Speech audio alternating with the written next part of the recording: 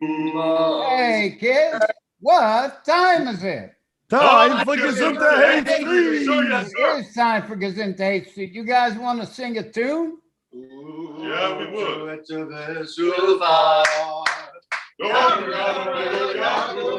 Hey, hey, hey.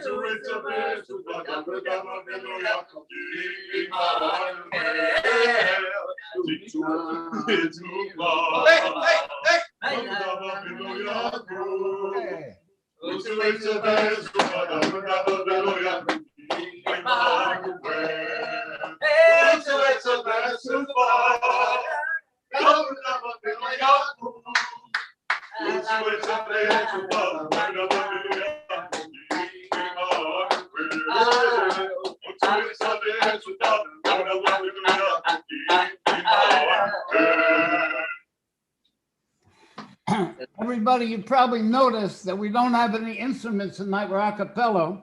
That's because in the time of the counting of the Omer, we don't use musical instruments. Yeah, the day before yesterday was the birthday of the Rebbe Marash. And the signature saying of the Rebbe Marash was, if you come to an obstacle, the world says first go under, but I say first go over. The Rebbe Marash was the way, first go over was the way he conducted his life. The household of the Alter Rebbe was very spare, and the Mittler Rebbe even more Spartan. Even the Tzemach Tzedek did not conduct his household in a especially elaborate way. Not even in his later years when he acquired wealth. And even the Rebbe Rashab and the previous Rebbe did not always live in an elaborate lifestyle. Sometimes yes, and sometimes no. But the Rebbe Marash, even when money was tight, always lived like the very rich of his generation. There's a well-known story of a chassid who offered the Tzemach Tzedek a beautiful sleigh as a gift. The Tzemach Tzedek told that chassid, I don't need it to accomplish my service. And he instructed the chassid to give it to his son, the Rebbe Marash, who could utilize it. So even before he was Rebbe, his lifestyle conformed to his declaration, first, go over. Our Rebbe says that there are two kinds of tests in our lives. There's the test of riches and the test of poverty. The Rebbe says the test of riches is much better and more enjoyable than the test of poverty. Not just personally, but also due to its effect on others. A rich person will give a little more and finally a lot more to help another. Not so a poor person. We should apply the exhortation, first go over, to ourselves. We should make big vessels. We should think big. And making big vessels means to do what we can to help another person in order to be able to give a lot. And when we travel this road, Hashem will help that our lives will be rich and expansive. The Rebbe Rashab was very, very clever with his hands. All of the Chabad Rebbes made it a point to use the most precious vessels of their household at the Seder table. The Seder table of the Rebbe Marash was graced with over 50 candles in candlesticks. Those days they didn't have electricity. Lighting some candles, he had 50 candles on the table. And one of those candlesticks was a 13-branch golden menorah that he made with his own hands, on advice from a doctor that he should work with his hands. Vivant Mashiach now. You guys ready to light us up with another song? Man, 67 is Song? Yeah. Yeah.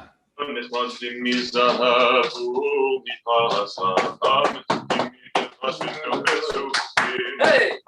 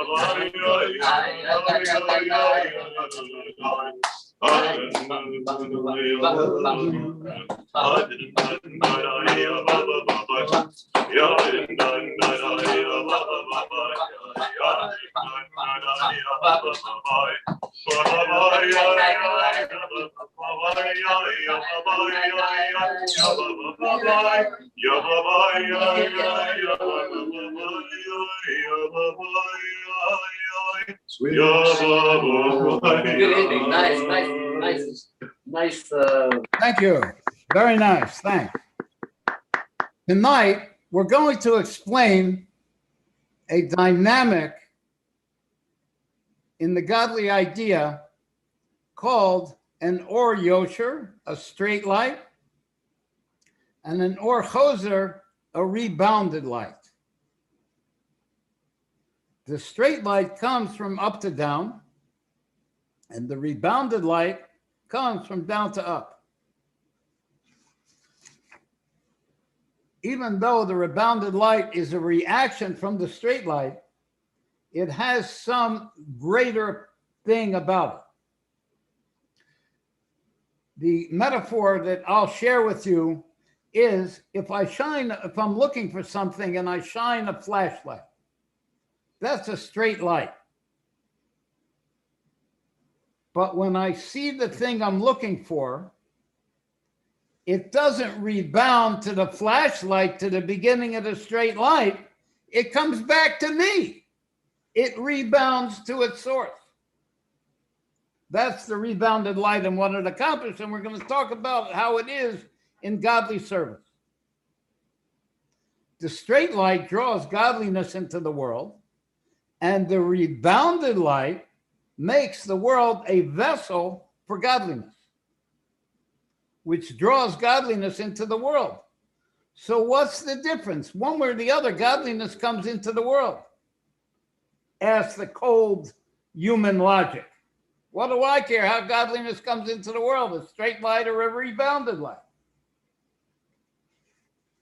The straight light might be like when you plant a crop. The rebounded light will be the extra growth, the abundance from each seed. You get a whole bunch of growing stuff, the multiple produce that grows from each seed. How? From the power of growth in the earth. The Alter Rebbe caused a revolution. Up until his time, in order to understand anything of godliness, you had to either have a very lofty soul, or you had to put yourself through a lot of hard stuff, like a lot of fasting, rolling around naked in the snow, in order to refine yourself to understand godliness. But by the Alter Rebbe, it's not needed to understand godliness. You don't need self-mortification. You don't need a lofty soul. We can connect to godliness through our intellect, through understanding. That's Chabad, wisdom, understanding, and knowledge.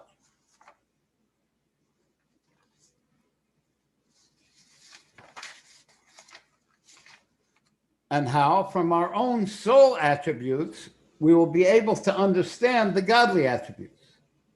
From how we, our powers, will be understand how Hashem works.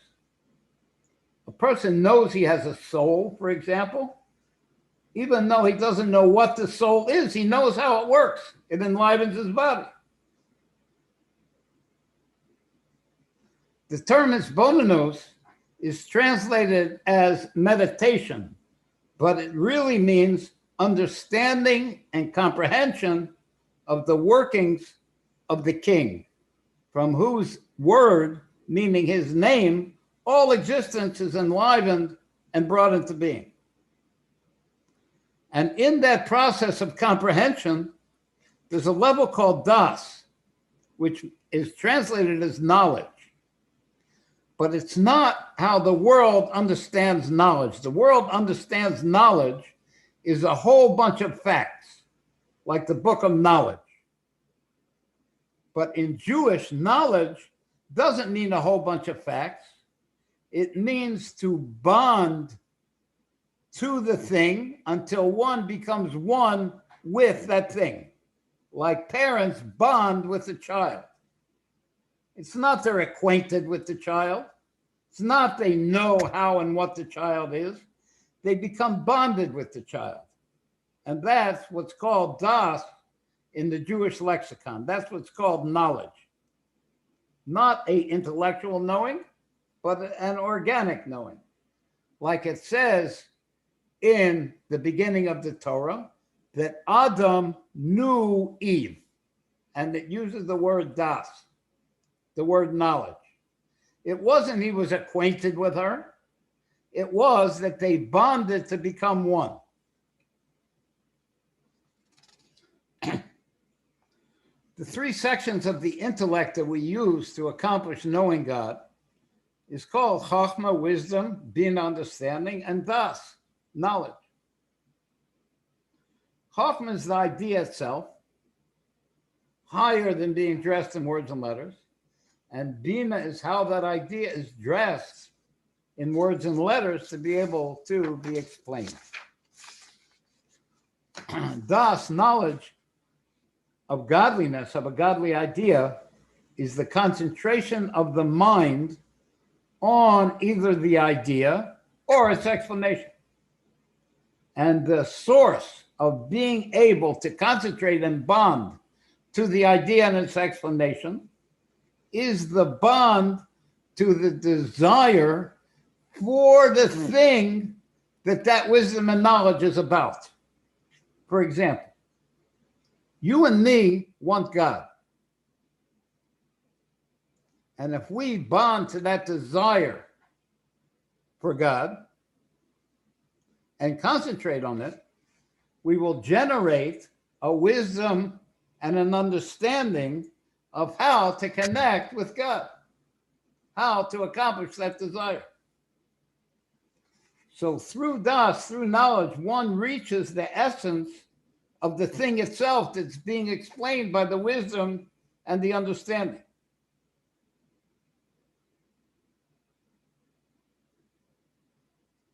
So das, knowledge, means the concentration of the mind. So only the idea which you're concentrating on is the only thing that exists. You don't even feel your own existence. You even forget yourself. The only thing that exists for you is that godly idea. Therefore, it reaches the essence of the thing that the wisdom and the understanding is about. Now, when godliness is understood, it's realized to be a rarefied, an elegant, a sophisticated, and at the same time simple realization. But finally, it's realized to be much more than that.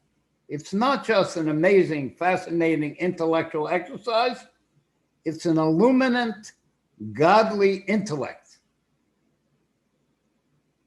that we are grasping and realizing through this hisbonenus, through this intellectual service.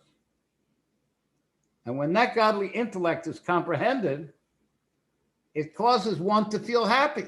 I understand how Hashem works. I'm satisfied.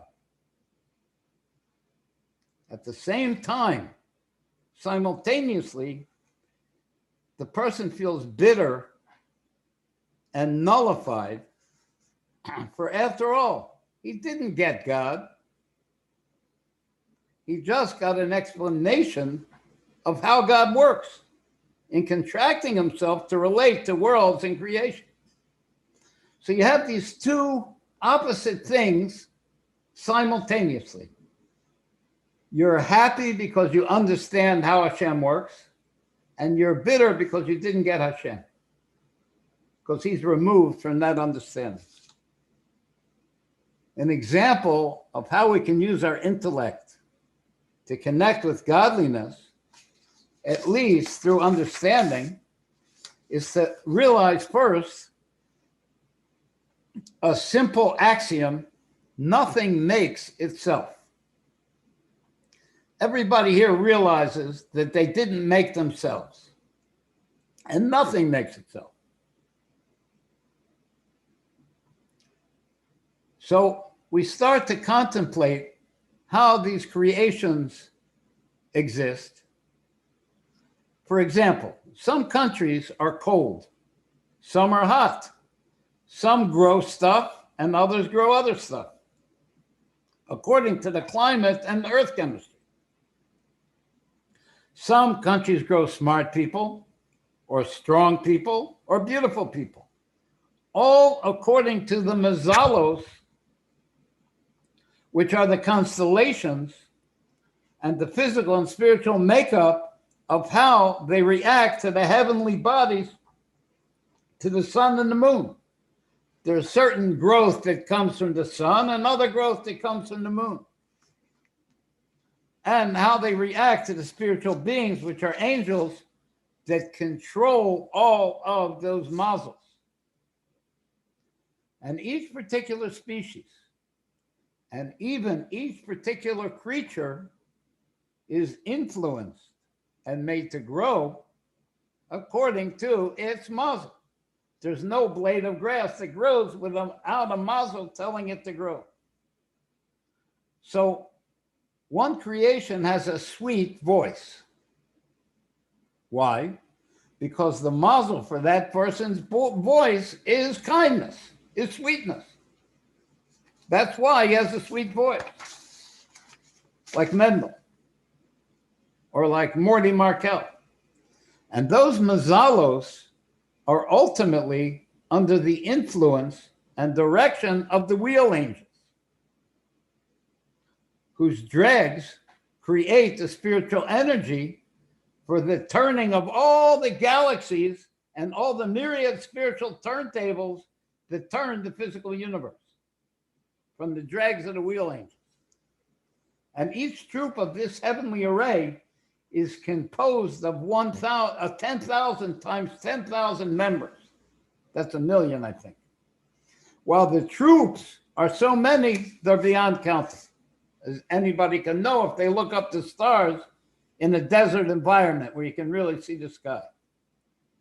And those wheel angels, in turn, receive from the holy animals, which is the face of the lion, the face of an eagle, the face of a bull, and the face of a man, which are the spiritual source and template for all living creatures. And these holy animals receive in turn from the overflow of the fiery angels, which are called archangels. And these archangels express their love and awe, ascending 3 levels of realization of how exalted and elevated is Hashem from this whole heavenly and earthly choreography. Holy, holy, holy, they say. Removed, removed, and exalted is the Lord of hosts. And still the whole earth is full of his glory. And all this is from the speech decree of the king, as hidden in the level called Malchus, royalty of this lowly world of action. And as far as we have ascended, we have reached only a glimmer of a gleam of a reflection, not of Hashem himself, but only a reflection of his name. How he works in enlivening and bringing the creation into being is through his name. There's two effects on the one contemplating the heavenly array. Like we said, from one side, from his understanding, he becomes satisfied and happy. This way that Hashem works is amazing, and he understands it. On the other hand, from the level of wisdom, he's bitter because he realizes his own insignificance in the face of this greatness. And the fact that Hashem himself is much further away, the more we understand of his working. Nevertheless, there's some kind of a flash of godliness in this understanding. And ideally, this contemplation causes a thirst, like fiery flames of desire to be included in godliness. And we can continue this ascent. You guys want to do a tune at this point, or should I keep going? Mitzalel. Yeah. Mitzalel, if I want to say something fast. Okay. First of all, I just want to welcome all of our friends. Omek Kaddisin, that's, Omek Kaddishin, the depths of the holiness. And Ellen Green and Hinder Schneider and everybody else who's watching. And I want to, why? Look, why? What's those two Dalton? He's that. I think he's that way. Why? Camera left. He said that that way. That way. Not that No, way. he's Why? looking Why? that way. He's looking the Hey, right look way. over here. Look over here. No, Here. this way. This way. Yeah, you're looking good. Anyway, l'chaim, why? Anyways, I want to say like this, that the Rebbe spoke about, when we were speaking last time about Chavches Nisan, that the Rebbe spoke about that we have to bring Mashiach, we have to do what we can do, and we have the places to bring Mashiach. And also one of the things he brought there was that this time is also L'Chatchila Ariber, and this is the way to bring Mashiach with L'Chatchila Ariber. And there's also, the niggin of the Rebbe Marash is L'Chatchila Ariber. So maybe the Leib, you know this one. The ya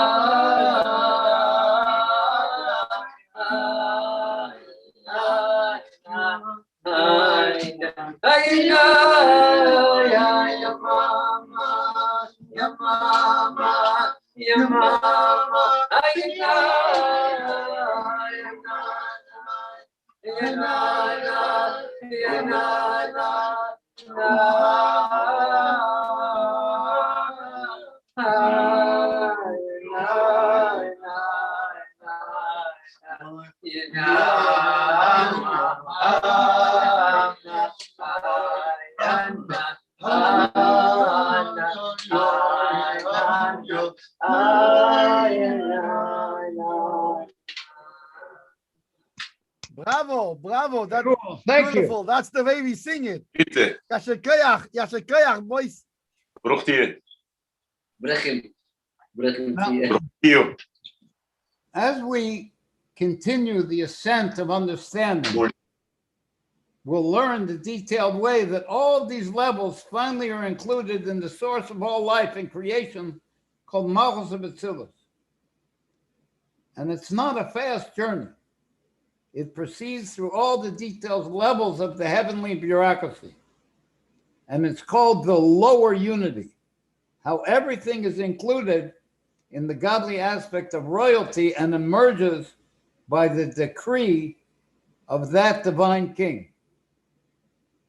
And we move higher through the palace of the king until we reach the godly wisdom and understanding, and higher yet to the divine desire for those spheros of the world of Atzilus called the man on the throne. Finally, bonding through our understanding, it leads through our understanding to the divine enjoyment in emanating that level. Higher than the desire is the divine enjoyment, which connects the infinite to the created worlds. And further still, to the head that's not known. It's not known because itself doesn't know what it contains, which is the infinite. And all of the above is an or yosher, it's a straight line, how Hashem is manifest to the worlds. And even though we approach it from down to up, it's drawing down godly understanding into the world from on high, and that's called the straight light. The rebounded light, on the other hand, makes our world a vessel capable of containing the godly delight in our service. The godly delight is infinite. But from our work, our world becomes a container, a vessel to contain and reveal that godly pleasure. And in contemplation in particular, how do we accomplish it? To go over the explanation multiple times until it's understood clearly, and even more until it becomes absorbed in our physical brain. The spiritual godly idea becomes absorbed in a physical brain. A spiritual idea becomes unified and absorbed in the physical brain, not just settled in the brain, like when it's understood,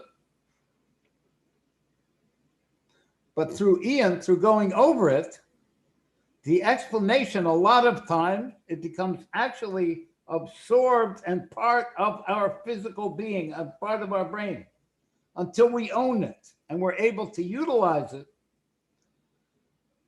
in serving Hashem, not just because I understand that godliness is good,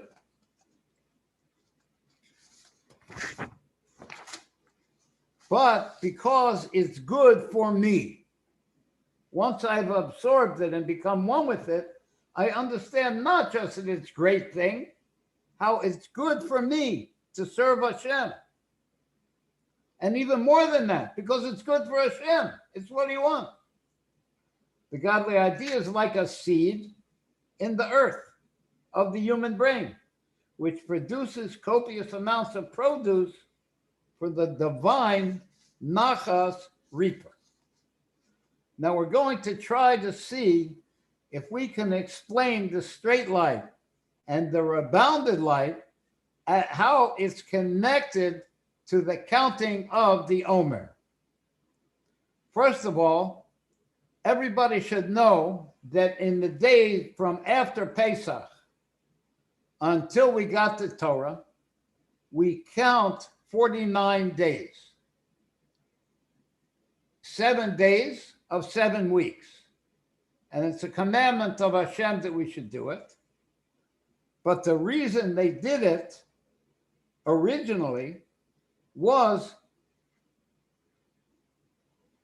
because of the great anticipation and passionate looking forward to receiving the divine gift of the Torah on the 50th day. They were so passionate about, they knew they were going to receive this gift, that they were counting the days until they would receive it. So Pesach and Shavuos are intimately connected. And that's seen by the counting, like Hashem said to Paro, let my people go to serve me on the mountain. So the Pesach was to let my people go, and Shavuos is to serve me on the mountain. To the point that that counting is actually a piece of receiving the Torah. It's not just a preparation, it's an actual piece of receiving it. And after the counting of the 7 weeks came the 50th day, which is not part of the counting, not part of the 49. It's a level higher and removed. Like, after one counts the coins in a sack of gold coins, he knows and gets satisfaction from his treasure. So too in our case. The first night of Pesach, we're given a sack of gold coins. We don't really know what it contains, but it's the whole connection to God. It's the whole faith in God. Then we count each coin, we count each night until we finally count them all, and there's 49 of them. And then on the 50th day becomes the realization and the enjoyment of that gift that we received. Just like the 50th day of getting the Torah, the first day of Pesach is not part of the counting. Like it says, start counting the day after Shabbos, which indicates Pesach. But that first day is a preparation and gives strength to accomplish the service of counting.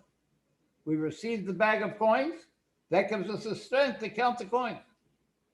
Now, the word in Hebrew, which is to count, Sphira Omer, has various translations. It's the same root as the word to shine. To count in Hebrew, Sphira, is the same root as the word to shine, Sphira. Similar to the 10 godly attributes in the world of Atzilus. Let's see if we can share.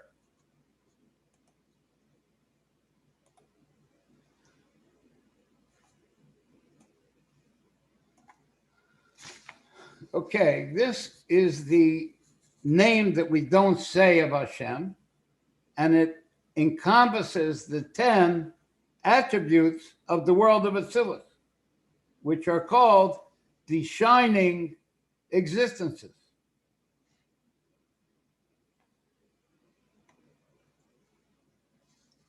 And they're called, guess what? Spheros.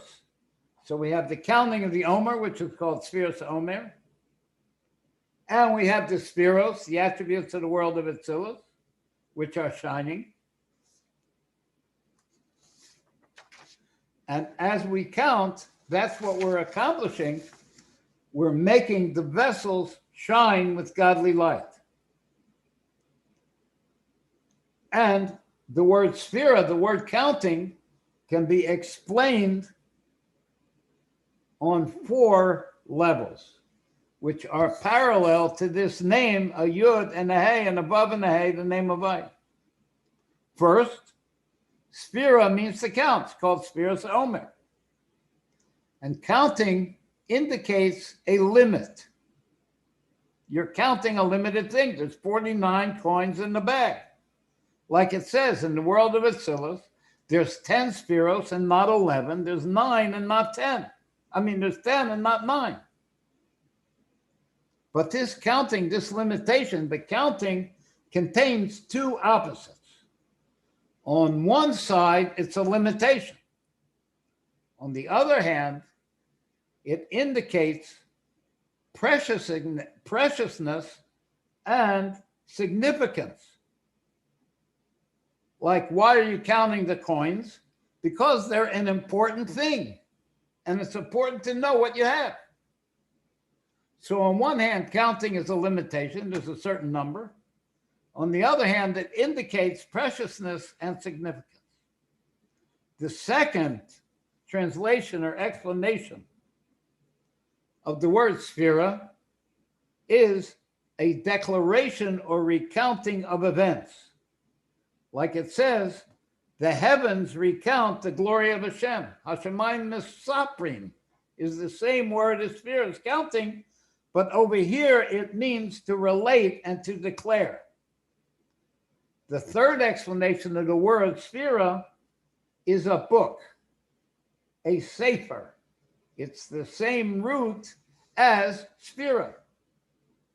And the fourth is a shining stone, which is sapphire, which is the same root as sphera, like a sapphire stone or a diamond, a shining stone. So you have the four explanations of that word, which means to count. Now we can understand how the counting relates to and illustrates the supernal vessels which contain the divine light. See, each one of those letters is some kind of vessel which contains a light of godliness. Now it's known that the godly light is infinite. It's called Or Ein Sof, infinite light. It's non-defined and it's unformed. Now included in the nature of the vessels, which the nature of the vessels is to be limited, to contain. That's what a vessel does. They have this amazing power. They're able to limit and contain the infinite godly light. And that's the superior quality of the vessels. They can actually contain and limit and give description to the infinite light. And that's the idea of the counting. We're making vessels in order to contain the infinite light. Like the counting says, today, like today, is the 19th day of the Omer. This today indicates the big day, the day of infinite light. And we're bringing it down into this particular day, which is the 19th day. And the main manifestation of this dynamic is in this counting level in which the infinite light comes into the vessels, is in the level of Malchus, which is the lower Hey, the last letter, the lowest manifestation in the world of Atzilus. That's the level of counting, because it's a level that connects to space and time, that creates and enlivens worlds. Therefore, it's the lowest level of godliness. Hashem is the king as manifest through Malchus, from whose command the worlds, which means space and time, are enlivened and created. And that indicates the first aspect of counting that we spoke about, limitation. But that limitation shows an importance and a significance to the limits that are going to come out. Hashem wants to have an existing world. Now the next higher level means recounting or declaring. It's a higher level, is encompassed by the Vav, which the Vav is the godly emotion attributes. And that's why when we count the Omer, for example, tonight is Hod of Tiferes. it is a declaration of how the infinite light comes into this particular vessel. And what's accomplished is that the lights are not just dressed in the vessels, but they become revealed through the vessels. That's the idea of declaration. But they don't yet become one with the lights. The vessels are not yet unified with the lights. They just reveal them. Like it says in the Psalms of David, the heavens relate the glory of Hashem. The heavens are not the actual glory. The heavens will be symbolized by this Vav, Eish and Mayim, Chesed and Geburah. They only recount the godly glory. And this is manifest in the Vav, which is called, in Kabbalah terms, Zeran. The third level that we spoke about, the level of the book, the level of Sefer, is manifest through the upper hay of the Yud Kei Vav Kei. And it has three components. There's a Sofer, the one who writes the book, which has a Vav. There's the Sefer, the book itself. There's no Vav. And the Sipur, the story that's recounted in the book. The fourth level is the shining stone, which is symbolized through Chachma, through wisdom, which is symbolized by the Yud. The vessels are not apparent there at all. All that's apparent is the shining light. Like the Yud is a real small letter. Not like a book, that the letters are unified on the page. They're separate, but they're unified on the page. But the letters are carved in, where they become one with the essence of the stone. That's the level of Chachma, the level of wisdom. The letters don't exist for themselves. And those are the vessels of Chachma that are not recognized at all. All that's recognized there is the light. So the fourth level are the carved in letters, and the third level, the book, is the written letters. You guys want to do a nigun, or should I continue? Okay, we'll keep going. And all four. Huh? Yes. Salil, Yes. they want to do a niggin. Oh, they do. Well, I thought they might. Leib, Yes, Leib, Scott. you ready for a niggin? Wait, Leib, take off the screen share so we can see them. All right. We're gonna get a little back up. Salil, take off the screen share so we can see them. Oh, okay. You want the screen share off? Yeah. Okay. All right, Numa said,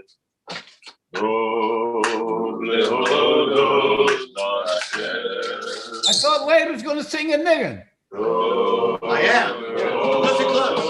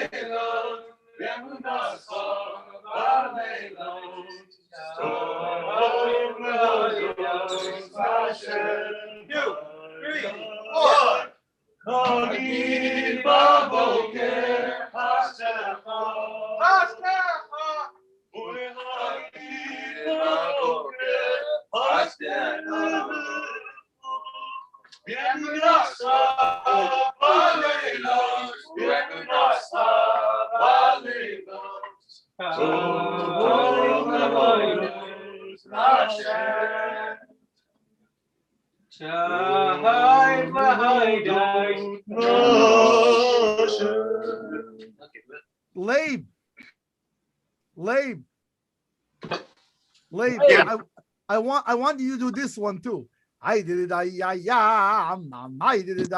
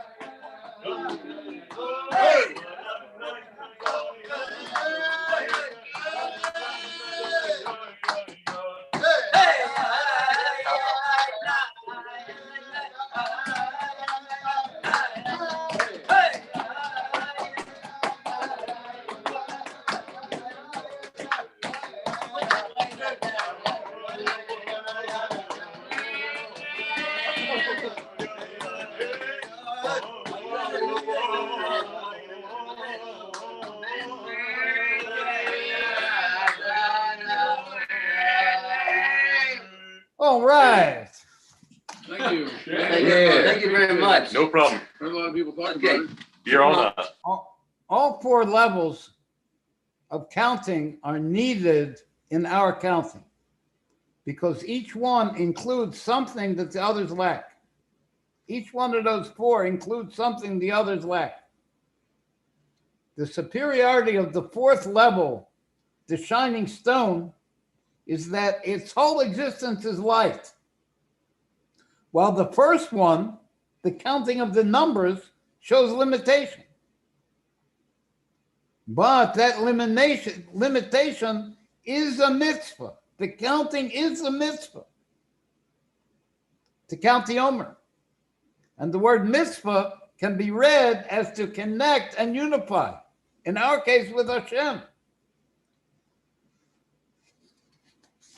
Turning that mitzvah finally into the fourth level of the shining light.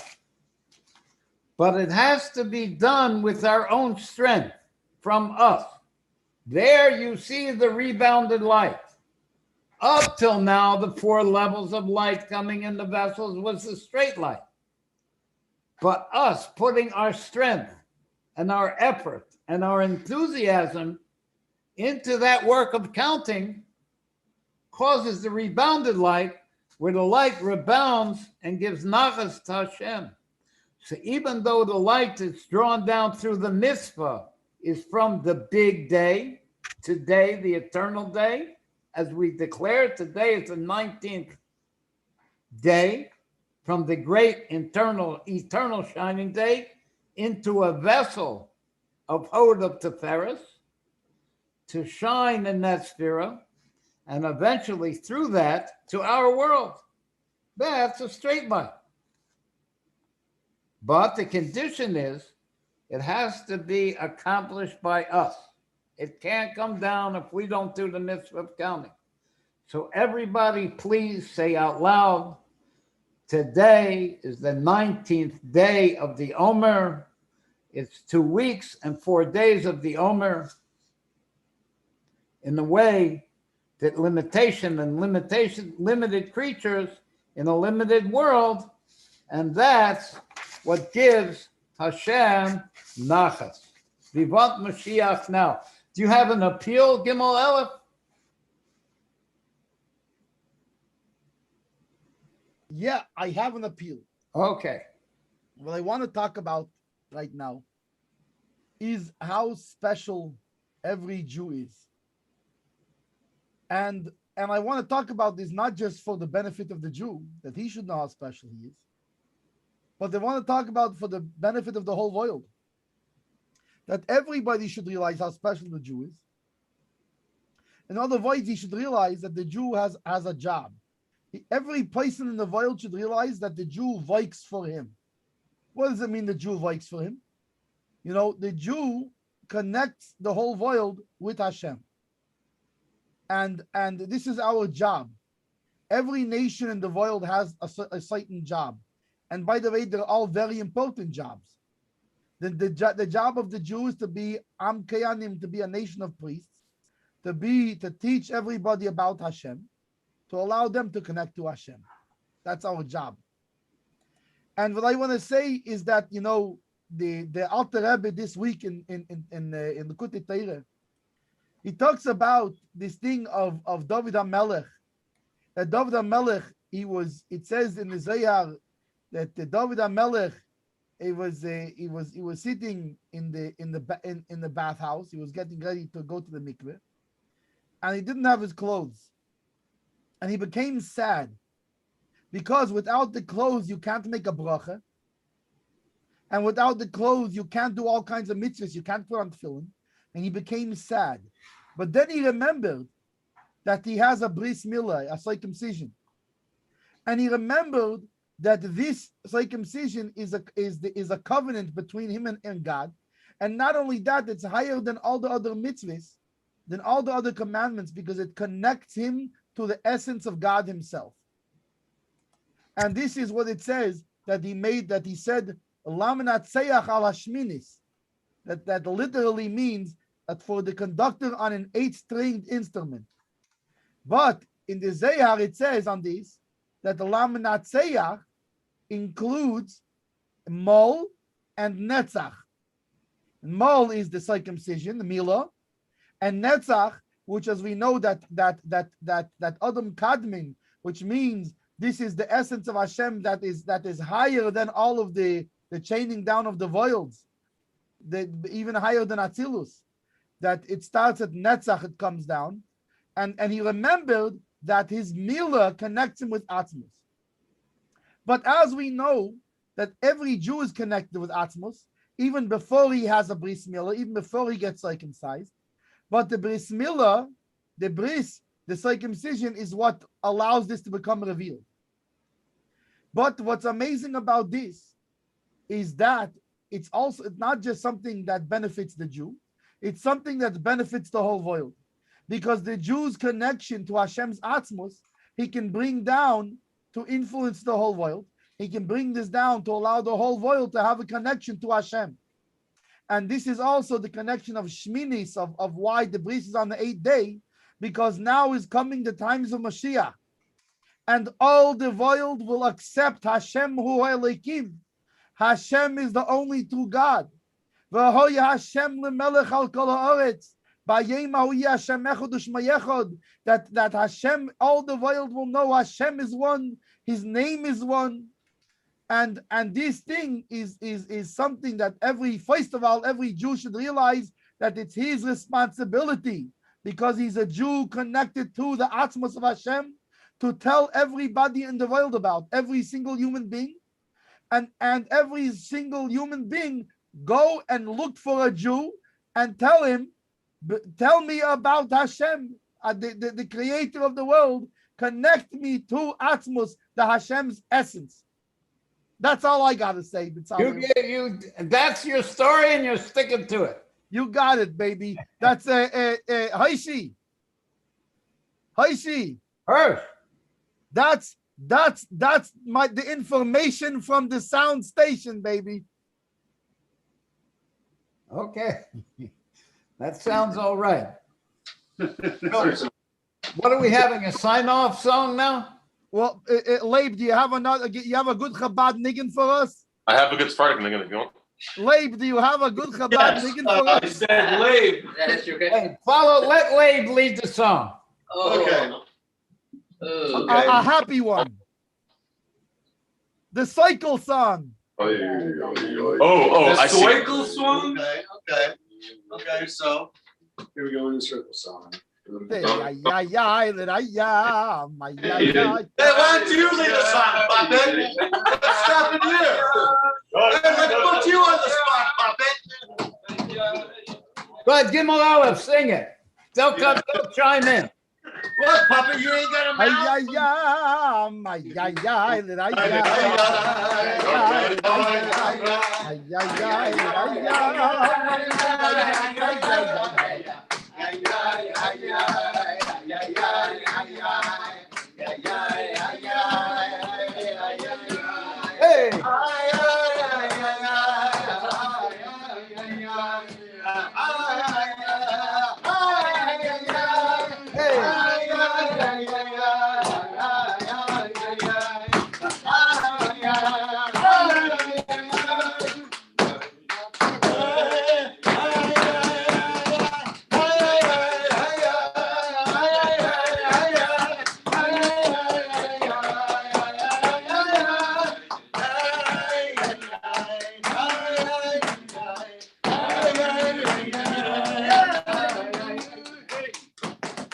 right.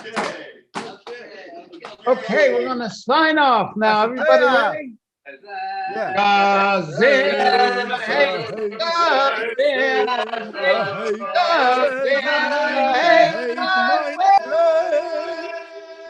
Remember, kids, Gezintahait. Sei gesund, Kim Gotta wrap gesund.